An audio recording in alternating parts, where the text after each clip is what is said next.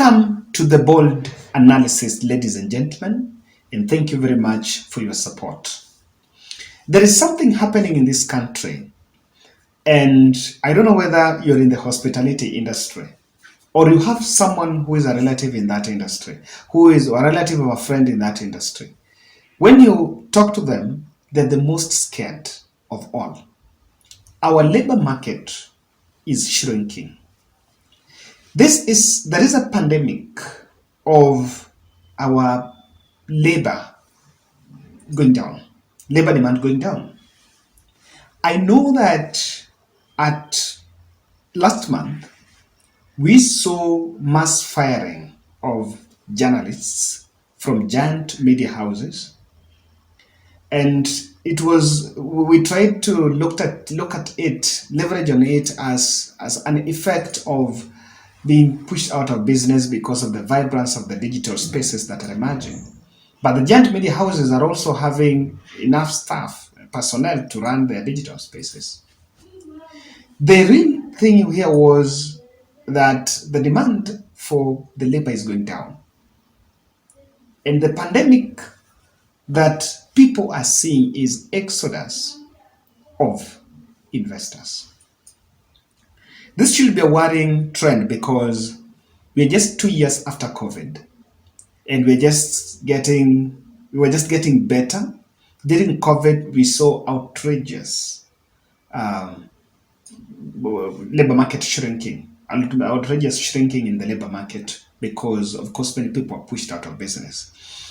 Recently, I was going through the Twitter page of Honorable Millicent Omanga, and she was asking, she wants to support some few businesses that are doing well in Nairobi. So when I went through the reply section, I realized that many Kenyans were telling her that their businesses have never come back to life since COVID. There is a popular joint I normally go, and I was there today. Actually, I followed William Ruto's Homa Bay Nyanza tour when I was there. And my good friend Anne there was telling me, when I stepped in, she was telling me, Kevin, sioni kama kuna life. I was like, what about it? So when I became curious, I realized she was telling me, Kevin, my contract had been reducing, going down from 6 months, 3 months. Now, like, someone come to Tafkuzo. I was like, okay, what's it? But now, this place is going to be closed. Oh, it's in the hospitality industry. She was telling me, oh, Kevin, ask your friends to unitafutie kazi. And of course, that it's very painful because myself, I had ever lost a job, so I know how it feels. What he's saying here is there are many people that are getting the pinch in the hospitality industry. 70 Java outlets in this country are closing their doors. The recent one also we saw Hilton Hotel and other giant blue-eyed companies are also closing their doors. This should worry us because hospitality industry is one of the biggest employers in this country. Take that, because it really brings a lot to us. So what's happening to Ruto Nation? That's the big question. What's happening in Ruto Nation? We are in an era that was touted as a freedom era, an era that was compared to Uhuru Kenyatta regime, which was seen as harassing investors and using criminal justice system, with a very unconvincing political premise that some of these people were being pushed out because they were supporting William Ruto. And I'm one person that never appreciated that premise, because I do believe that an investor, if someone wants to invest in the country and you just want to do clean business, then nothing stops you from just doing the right thing. If you have government, you have government offices, you have the structures, you have KRA, and those who are supposed to. I don't know why investors normally want the godfathers in government. Of course, it's a common practice that we see, but I've always been not keen to why that is normally the trend. So, ladies and gentlemen, I want us to talk and relax. I want us to talk what's happening and what could be behind this, so that maybe we can also help. And this analysis should also tell you guys, if you have a relative in the hospitality industry, someone loses job, kama unaweza saidia. The other day Musalia Mudavadi's aide was saying, someone who works in the office of Musalia Mudavadi was saying that kama unajua mtu anaweza mpatia kazi, connect. That's message. Connect someone to someone if you know someone who can help someone who is supposed to be helped. Now, I have 4 observations I'm just trying to make on this. Kindly subscribe to our channel, click the notification bell, and also like our video. Now, there is something called selective tax favors. Selective tax favors is a situation where we are all in business, but because I sit politically right with the administration or some blue-eyed people, I can always get my way, or I can maneuver my way through tax. And when I am taxed, I know we are all supposed to be taxed, especially on the blue-eyed economies and the blue-eyed companies. These are that are sit politically right. While others may not be being exploited, but just paying taxes while someone is not paying. The person who is not paying taxes have more liberty and enjoys more vibrance compared to the person who is paying. The truth here, there are multi-billion companies in this country that are not paying taxes. And because they have maneuvered their ways through the political corridors, they still go through. But those who also pay find out that maybe the business operation scale compared to those who are paying could be a problem. So there is those selective tax favors. Taxation is normally a difficult thing for government because while you want to collect, and President Ruto is, I think, it's one area that if he gets it right, we will be in a position to sort out some of our big problems. You want to tax, on that end, on the other end, inaumiza mwananchi wa chini. On the upper side, the company also feel they're being harassed or the environment is not conducive. So it's it. And I think President have pronounced themselves on this, that they're going to tax anything and anyone taxable. So maybe it's about, I don't know what it is, but I'm just making that observation. The other political observation I'm making is they are also preferred business. They also preferred business people in sectors. Let me take you to Kericho. And I'm not saying the tea is affected. Kericho, governor of Kericho is asking the multinationals to produce their leasing companies, multinationals that run the tea farms there, to produce their leasing companies.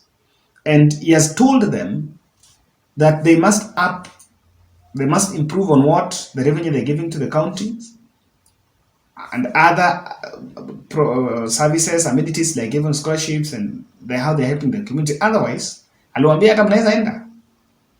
And he was telling them that hata mkienda, by next week or tomorrow I'm going to get someone.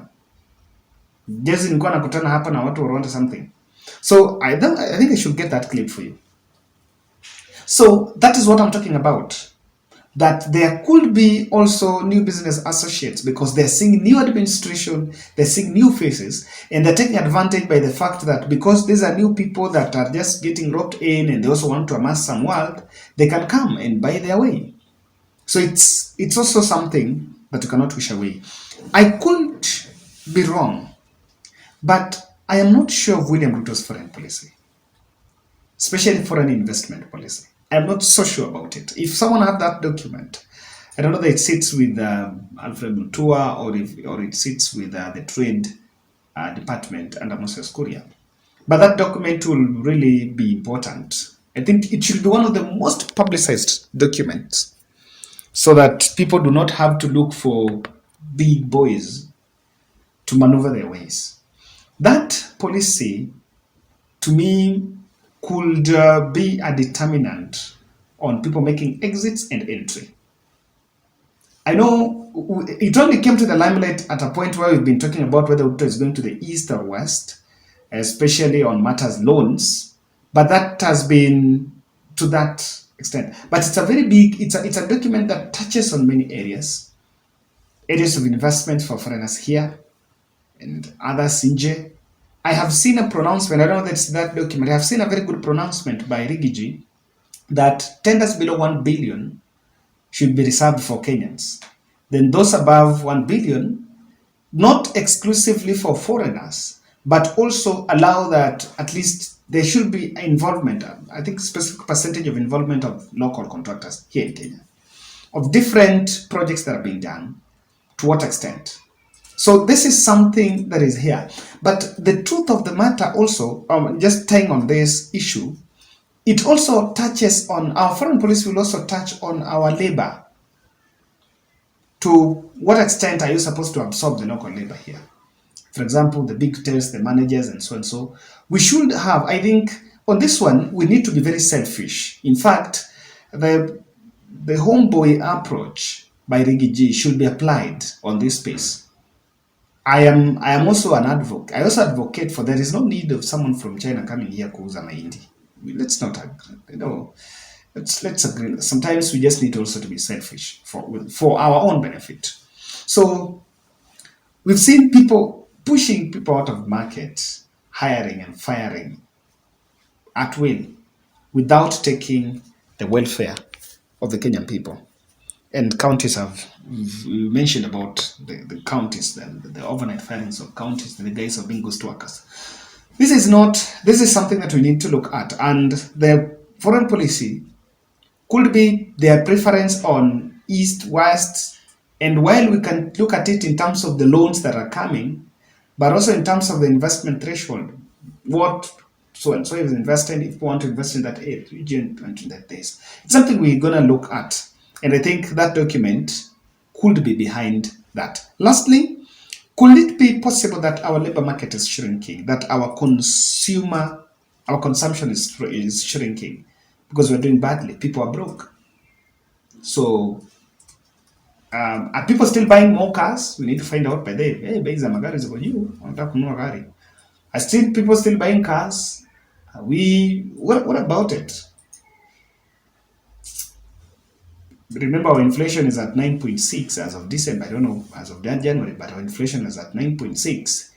And we are in high tax regime, at high interest rate regime from the central bank. So as we talk, there is less money chasing more goods. But could it be a take? Can it be brought up by the fact that our economy is doing bad, so we have low consumption, and because of low consumption, the market, the income is not good for the investors, and they decided, because we're also here to make a profit, but Kenyans are not consuming, are not doing well, they're moving out of the country. They're moving out to other areas. So ladies and gentlemen, that's my take. But all in all, cartels normally reign. So we're waiting for the day the Bible will be down so that President also crushes cartels.